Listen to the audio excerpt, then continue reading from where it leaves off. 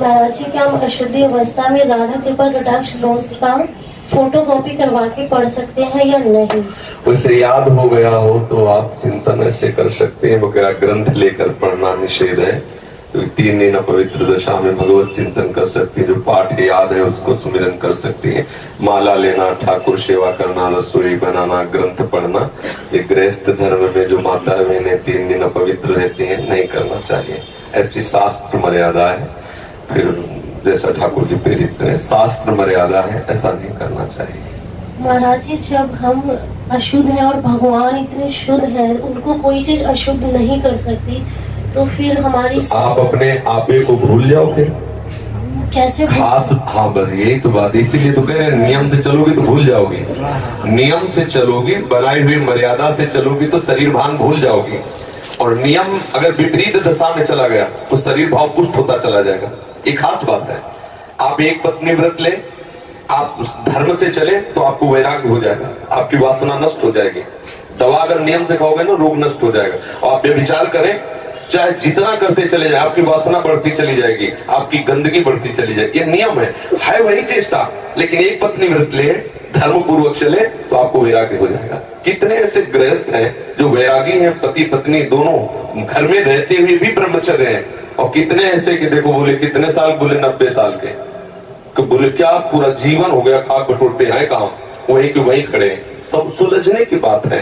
तो इसलिए हम पहले शास्त्र आज्ञा पालन करें, तो परम पवित्र प्रभु हैं और हम उनके परम पवित्र अंश हैं, ये बात समझ में आ जाएगी। और जो शरीर अपवित्र है उससे हमारा राग खत्म हो जाएगा। अभी शरीर अपवित्र है, शरीर अपवित्र है तो हमारा भाव भी अपवित्र है, क्योंकि हम शरीर से युक्त हैं। आप कभी ये मानती हो कि मेरा शरीर अपवित्र हुआ, मैं नहीं? उस समय यही रहता है कि मैं अपवित्र हूं, रहता है ना। मैं जैसे हम शौचालय से निकले तो हम ये नहीं मानेंगे कि मैं आत्मस्वरूप हूं, मेरा शरीर अपवित्र है लेकिन मैं पवित्र हूं। अगर शरीर का स्मरण आ रहा है तो अभी आप शरीर भाव में हैं। और जिन महापुरुषों को छूट गए पड़े रहते हैं अद्भुत स्थिति में, भगवान उनके साथ खेलते रहते हैं। उस स्थिति तक पहुंचने के लिए हमें तर्क छोड़कर शास्त्र आज्ञा पालन करना पड़ेगा। शास्त्र की कृपा से, गुरु आज्ञा की कृपा से वो स्थिति आ जाती है। जब शरीर भाव से हम ऊपर उठ गए फिर क्या है? फिर तो कोई परेशानी नहीं, चाहे लघु शंका के पड़े हो, चाहे शौच के पड़े हो। शरीर अपवित्र है लेकिन वो परम पवित्र प्रभु में रमण कर रहा है। अभी हमारी दशा ऐसी नहीं है। हमारा शरीर हमें मय करके दिखाई दे रहा है, नहीं दिखाई दे रहा। शरीर की भूख मेरी भूख, शरीर की मांग मेरी मांग, शरीर का कष्ट मेरा कष्ट आ रहा है ना। बस इस राग से छूटने के लिए शरीर को सिद्धांत में बांध दो। तस्मात् शास्त्रम प्रमाणम कार्या कार्यो, क्या करना है क्या नहीं करना, इस शास्त्र के अनुसार चलो तो शरीर का राग खत्म हो जाएगा। इसका परिणाम होगा शरीर से राग खत्म हो जाएगा। आप पवित्र रहिए तो आपको शरीर से वैराग हो जाएगा। ये खास बात है। शास्त्र की आज्ञा पालन कीजिए तो आपको शरीर संसार से वैराग्य हो जाएगा। और शास्त्र के विरुद्ध चलिए तो आप रागी हो जाएंगे, आप आसक्त हो जाएंगे, ये आपको दंड होगा। शरीर संसार की आसक्ति वही तो आपको जलाती, वही तो आपको जन्म मृत्यु के चक्र में फंसाती है। समझ गए बच्चा? महाराज जी, जब हम भगवान के लिए प्रसाद नहीं बना सकते, उनको भोग नहीं पवा सकते बच्चा, इसीलिए इस शरीर से घृणा करनी है कि धिक्कार है ऐसे शरीर को जो प्रिया प्रीतम से बिलक करता है, तभी तो शरीर से राग खत्म होगा। ये अपवित्र शरीर जो हमें प्रभु के सेवा से छुटवा दे, ऐसे शरीर से क्या राग करना। धीरे धीरे शरीर के प्रति हे भाव जाए। जन्म मृत्यु जरा व्याधि दुख दोषानुदर्शनम, भगवान ने गीता जी में कहा, शरीर के प्रति हे भाव होने लगता है। क्या मलमूत्र का भांड है, छोड़ो इससे राग। धीरे धीरे धीरे वो अपने स्वरूप में स्थित हो जाए। अभी इतना ममत्व है शरीर में, कोई ऐसे छू ले तो एकदम ऐसा नहीं होता। तुमने हमें कितना अपना मय पर है। अगर हम ठीक सिद्धांत से चलेंगे तो हम बहुत जल्दी लाभ प्राप्त कर लेंगे। जहां हमारी स्थिति है, हम बात उसी स्थिति की करें तो हम बहुत जल्दी आगे बढ़ जाए। होता क्या, हम लोग बात करते हैं छत की, अभी बिल्कुल 100 हाथ गड्ढे में खड़े हैं। बात ये है, शरीर से हमारा संबंध बहुत घनिष्ठ हो चुका है। इतना हो चुका है कि शरीर से हम संबंध किए, ये शब्द भी गलत है। मैं ही शरीर हूं, ऐसा है। आप देख लो, कभी दर्पण में तिलक लगाते समय सोचा कि शरीर के मस्तक पर तिलक रचना कर रहे हैं? नहीं। मेरा तिलक कैसा है, यही तो आएगा ना। मेरा रूप कैसा है, मैं ठीक लग रही हूं, लग रहा हूं, ऐसी बातें आएंगी नहीं आएंगी। तो इसका मतलब शरीर राग है। शरीर राग हटाने के लिए शास्त्रीय सिद्धांत स्वीकार करना होगा। जिस समय माता बहनें अपवित्र होती हैं, उस समय वो जो भी भोग बनाती है, वो शास्त्र के अनुसार कह रहा हूं कि जो ब्रह्म हत्या देवराजेंद्र को लगी थी, उसी के 4 विभाग किए गए थे।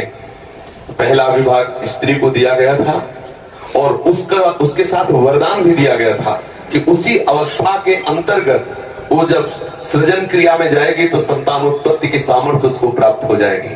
पृथ्वी ऊषर भूमि, जो ऊषर भूमि है, ये वो ब्रह्म हत्या का एक भाग, उसको वरदान दिया गया था, चाहे जितना गड्ढा खोद दिया जाए अपने आप भर जाएगा समय पे। वृक्ष की गोंद जो निकलती है वो ब्रह्म हत्या, और उसको वरदान दिया काटने पर भी पुनः आप हरे भरे हो जाओगे, मतलब समय आने पर आप वृक्ष रूप धारण करो। और जल में ठेन बुदबुदा काई, ये ब्रह्म हत्या के 4 भाग के। और जल को आशीर्वाद दिया गया कि कभी भी कहीं भी पवित्रता होगी तो आप उसमें सम्मिलित होगे, जल छिड़को, आचमन करो, जल के द्वारा पवित्रता। ऐसा 4 वरदान भी उनको अलग अलग दिए गए और उनके लिए विधान भी किया गया है। देवराज इंद्र को जब ब्रह्म हत्या लगी थी तो शास्त्र में मर्यादा चली आ रही है, अगर इसका हम पालन करेंगे तो शरीर से वैराग्य हो जाए। जैसे अब जो बच्चे वैराग्य ले लिए हैं, भले वो स्त्री शरीर में है, उनके लिए नियम खत्म हो गया कि वो 3 दिन अपवित्र रहेंगे तो छुएंगे नहीं, क्योंकि वो खत्म, संसार के भोग राग, संसार का क्रम खत्म।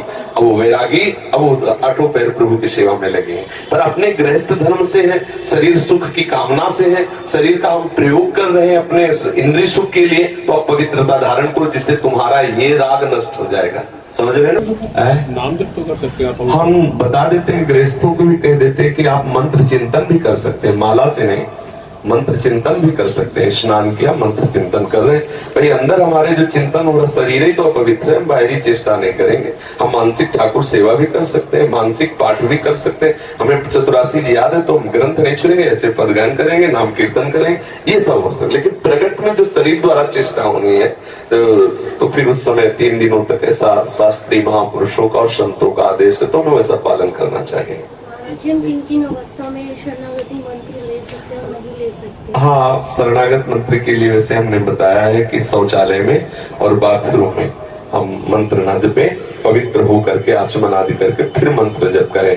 और जैसे हम अपवित्र दशा में जैसे ट्रेन आदि में यात्रा करते हैं, अब सोच गए उन्हीं कपड़ों से उन्हीं पास, फिर नाम जप करें, मंत्र जप न करें। मंत्र में थोड़ी पवित्रता की आवश्यकता है, नाम जप करें, जब हम पवित्र हो तब मंत्र जप करें। और अगर आप पवित्र हैं तो हर समय फिर जप सकते हैं, केवल शौचालय और लक्षण का छोड़कर। दिनचर्या में अपने जैसे रसोई पकाते हुए घर के काम, बिल्कुल बिल्कुल मंत्र जप सकते हैं, मानसिक चलते हाँ, फिरते बिल्कुल कर सकते हैं, बिल्कुल कर सकते हैं, उत्तम बात है।